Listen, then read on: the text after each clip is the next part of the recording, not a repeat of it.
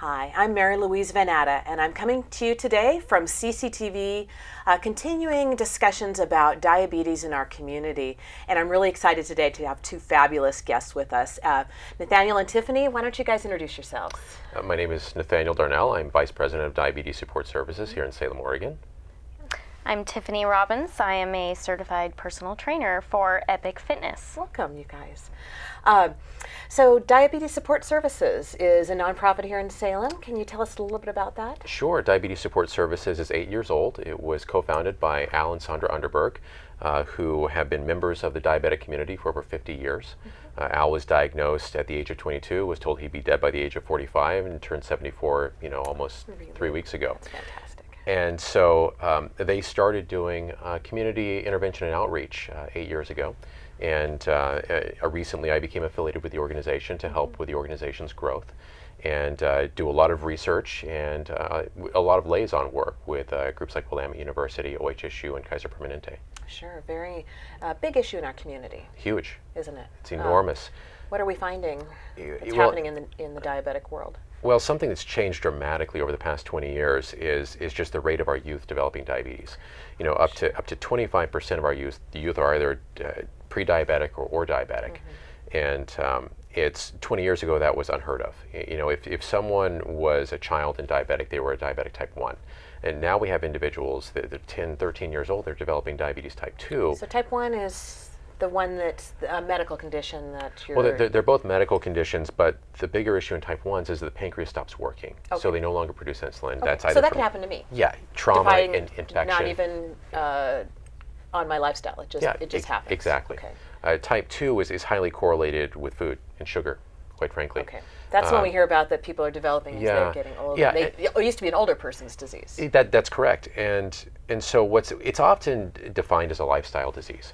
But more recently, as a lot of us have been going over more research, we realize that that's a component of it, and fitness is vital. I mean, many of our youth they're not as active as they used to be. But another equally important, if not greater, issue is the amount of processed foods that they're eating the previous generations never consumed, and it's having such profound impacts on their blood sugar levels and setting them up for all of these risk factors, as they get older. And for the first time in American history, and this is straight out of the New England Journal of Medicine, the youngest generation of American youth may be the first in history not to live longer than the generation that preceded it, simply because of the rates of obesity and diabetes. And diabetes contributes to that.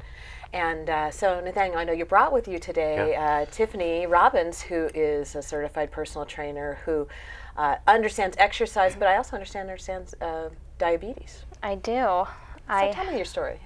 Well, I'm 26 years old, and I have lived with type 1 for nearly 25 years. Wow.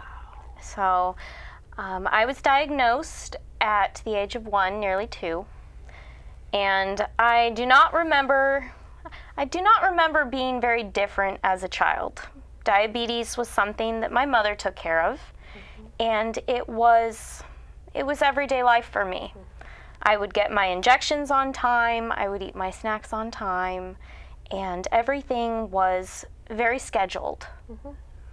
My childhood was fairly normal. I was really active. I went out and I played with other kids. I rode my four-wheeler. I did swim team. I was your everyday average child. And it wasn't until I was a teenager that the differences in my life and what I went through day to day compared to the other teens really stood out. My parents put me in a private school when I was younger so that I had more of a controlled environment, so smaller class sizes. And really the only distinct memory I have growing up was I got snacks when the other kids didn't. And the kids are like, what?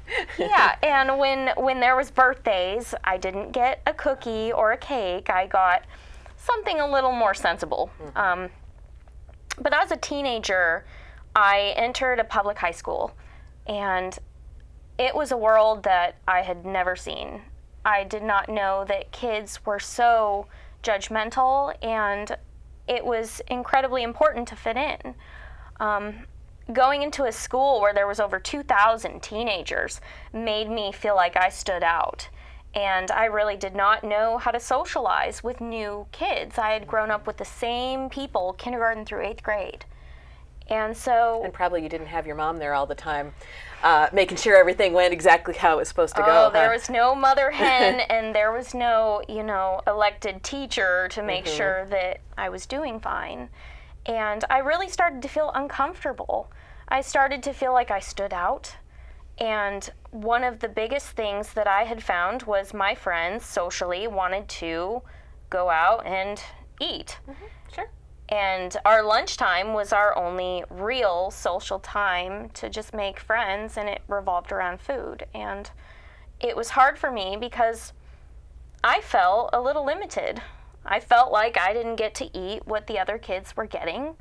I felt like it wasn't fair that I had to somewhat hide my diabetes. I had to go to the office to do injections. They requested that I do not do it in front of any of the other kids. Or I can remember being in the bathroom and having a teenager look at me and just be disgusted with the fact that I had a syringe. And I looked at them and I said, I'm diabetic, and she just kind of shrugged me off and walked away. They didn't understand They didn't know the conditions. So. And I got to the point to where I felt depressed. I didn't know how to make new friends. I didn't know how to fit in. I felt like I stood out. And so I decided I wasn't going to take care of it anymore. I wasn't going to. You were done, huh? Done? I was done. I had had diabetes for 14 years and I was done. I thought every day of my life is controlled. I want some freedom. What an unusual thing for a teenager to want some freedom. to want some freedom. Some freedom. Yeah. So I quit taking my injections. Wow. I quit testing my blood sugar. I started eating whatever I wanted whenever I wanted. And I remember at first it was like, oh my gosh, I just felt odd. I didn't feel good at all. And I kind of associated that with the fact that I was incredibly unhappy. And so the more that I didn't take care of myself, the more I got used to it. And eventually a blood sugar of 80 became a blood sugar of 300. And what's a normal blood sugar for someone folks? who's type 1, between 80 and 120 is a safe place to sit. If you're really active. So you really went way over the top. Above and beyond. Okay. 300 became normal, 600 became normal. Oh, wow. 800 became normal. And what kind of risks are you facing when you're getting up that high? You could die at any minute. With a blood sugar of over 1,000, you could go into a coma. Wow. And as a teenager, it's not something that's real to you. It's not real. You think, you're invincible. Remember being an invincible teenager? I think we were all like that at you're some invincible. Point. And I thought if I didn't look at the numbers, I'm not going to see it. It's not there. And so I refused to check my blood sugar. And I lived with blood sugars of over 1,000. Wow. And my meter wouldn't, a blood tester usually does not read over 400 or 500. So I would go into the doctor's office. They would force me to have my blood tested. They would see my blood sugars were 12 or 1,300, and they would rush me off to the hospital. And in the hospital, I would get a lecture. People would make me feel bad for neglecting my disease. I would be put on a liquid diet, and 2 days later, I would be sent home. And my family fought. They fought really hard to make me do what I needed to, but immediately the teenage mind in me said,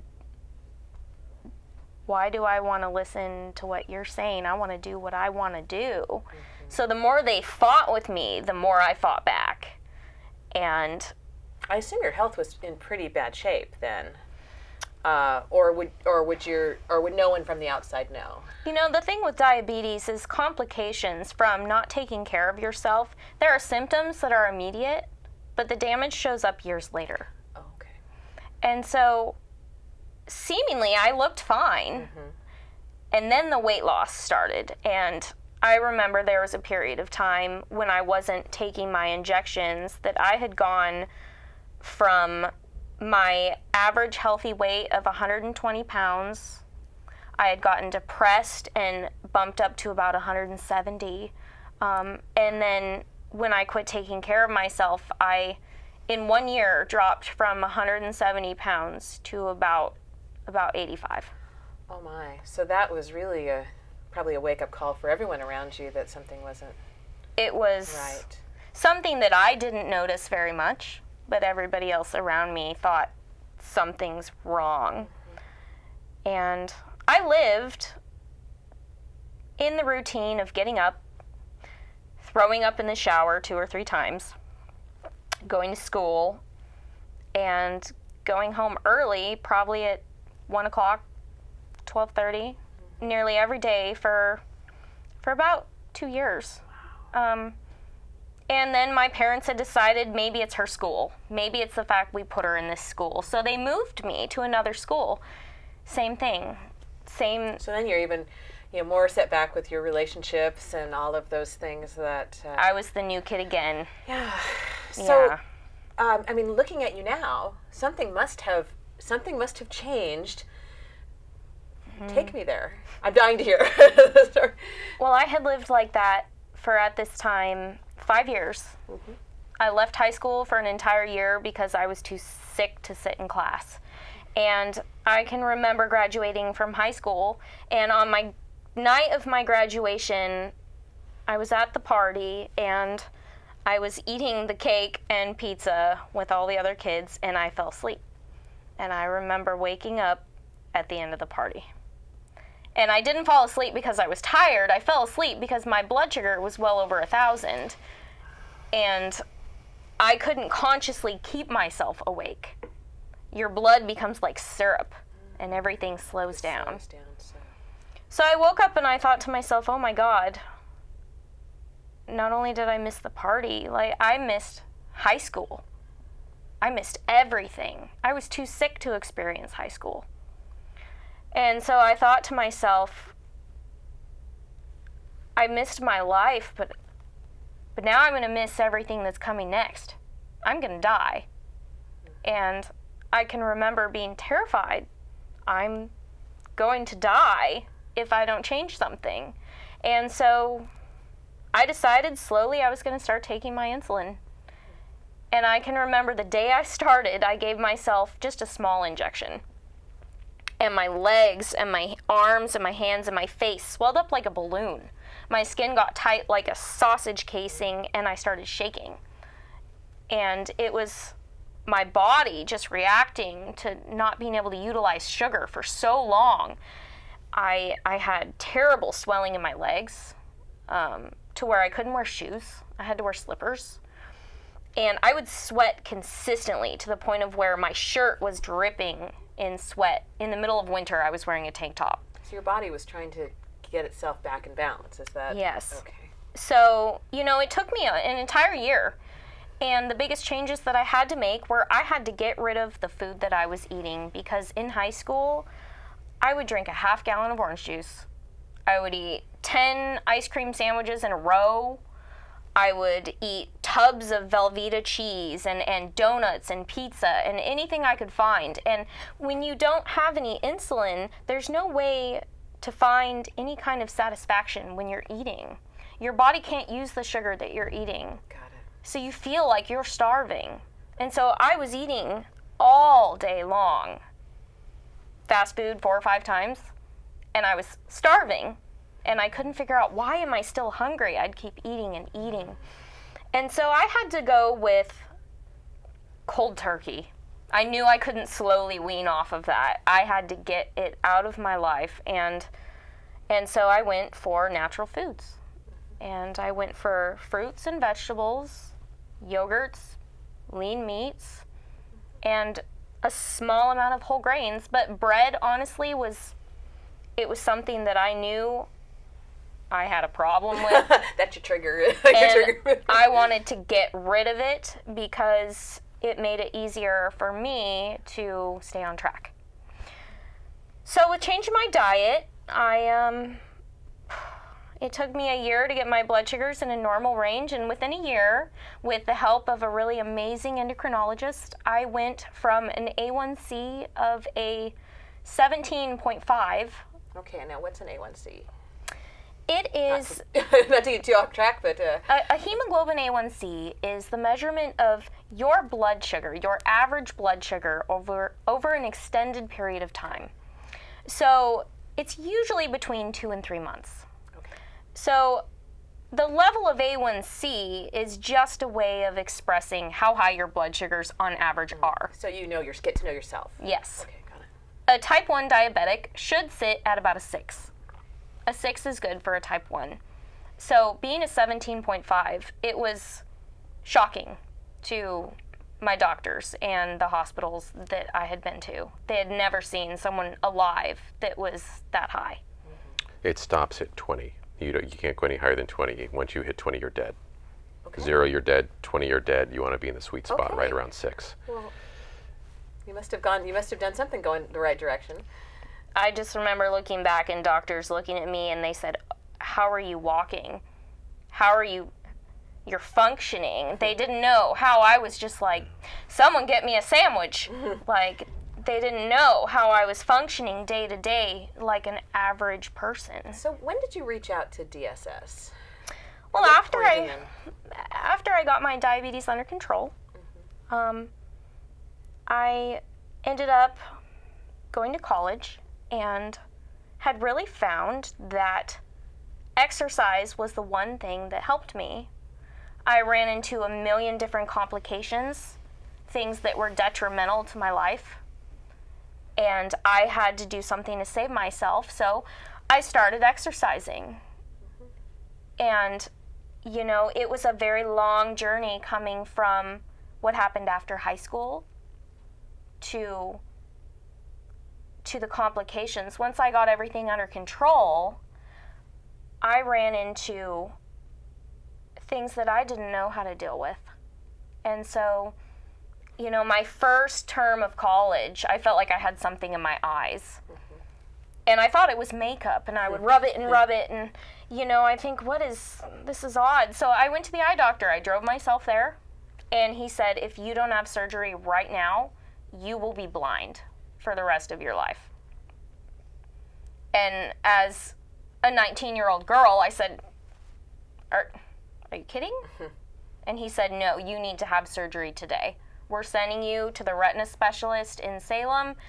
You are going to have surgery today." And I said, "Oh my God." And I just remember breaking down thinking, no, not me. That doesn't happen to me. I'm the diabetic that had the highest blood sugars ever. And So this, I'm assuming, is a complication from diabetes then that Yes. you had. I was diagnosed with diabetic retinopathy. It is a condition that you do develop from having out of control high blood sugars or long-term diabetes that is not under tight control. So I had surgery, and I spent my entire first year of college with a disability. I was legally blind and could not read, could not put makeup on, could not drive. I couldn't see my hand in front of my face after having surgery. And I can remember one moment being in the bathroom and walking by the mirror and turning and looking in the mirror and screaming because I couldn't see my face. It terrified me. And so, I kept going, and I thought to myself, you know what, I've come this far, I'm not going to stop now. And I ran into other issues, circulatory problems, gastrointestinal problems. I have a paralyzed stomach. So eating, I would eat and I would immediately vomit. I had circulatory issues in my hands that were so bad that my fingers in class would be immobile. I couldn't hold a pen. They would turn white and it would just become numb. So I reached out to Sandra because I wanted to give back and I wanted to help people not run into what I was dealing with. And Sandra's the co-founder of Diabetic Support Services. That's correct. Yeah, and her husband has lived with diabetes his entire life. So Almost from the age of 21 is when he was diagnosed. So he and Tiffany had something a Yeah, little bit in common. very much. Yeah. Yeah, and we're really blessed. Tiffany's an amazing spirit. You know, that is basically the culture of DSS. You know, we're the get it done type of people, and you pull your bootstraps up, and you find a way to make life happen. And we provide people with hope. And you know, she's one of those individuals that came to us. And we're just blessed to be collaborating with her. And now she's working over at Epic Fitness, and we're putting together a program specifically to help diabetics in the community engage in a fitness program. And there's no one that's more qualified than Tiffany to help lead that. Yeah, who knows the relationship. So when you reached out to Sandra, did they bring you in and you sort of did support groups with the folks? And I contacted Sandra because, for one, I had never heard of Diabetes Support Services. And I heard that they were a very well-known support group in Salem, and that they not only reached out to type 1s, but type 2s as well. And I heard about My Pal Sticky, and I wanted to help kids. I wanted to help kids because I felt like if I got to kids, they wouldn't turn into teenagers like me. And so I told Sandra, you know, I'm finally healthy, I'm doing well. I want to do something with Diabetes Support Services. And she said, well, why don't you come to our support groups? So I started going to the support groups. And Nate here had asked me to do a little demonstration for some of them on exercise and talk about why it's important and how they can do it at home and why it's something that is not only good for your diabetes, but for your overall well-being. So I started working with DSS, and I continued to work at Epic, my home gym, and my efforts with DSS began to slow down because I was so busy with work. So I kept thinking to myself, what can I do so that I can be more active with DSS? Because I love my job, but I want to help people with diabetes almost more than I want to work with exercise. And I wanted to find a way to bridge the two. so you have blended two passions together, which is wonderful.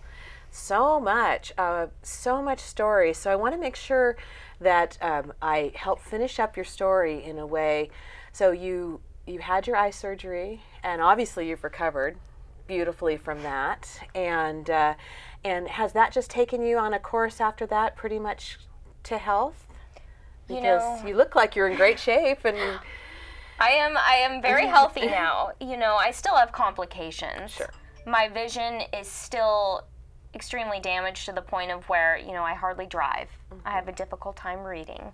My stomach I still deal with the complications, but through exercise, I have found ways of curing certain problems or greatly improving them. that's so great to hear. So that offers some hope for the folks that might be watching today that have either on borderline or they have children that have type 1, and hopefully your story will inspire some other folks to learn the lessons, which is a good thing. We always want people to learn from our experiences. Yes. So, and Nathanial, thank you for bringing Tiffany to a place where she can reach out to more Well, folks. I think it's one of those God winks. You know, everyone in this community is just starting to kind of work together to produce amazing results. And so if people wanted to do what Tiffany did and reach out to Diabetic Support Services, where can they reach you? It's very easy. You can find us online at www.sugarsmart.org. Okay. You can call our headquarters telephone, 503-585-1335. Okay, and I know that they can reach Tiffany over at Epic Fitness. And what's your website over there? Our website is www.goepicfit.com. Okay, or they can check in with DSS. Yes. And Tiffany, I'd like to learn more about exercise, where as it relates to being a diabetic. Will you come back and talk to me? I would love to. Okay, great. You two, thank you very much. Thank you. And thank you for joining me today. And we will look forward to seeing you next time on CCTV.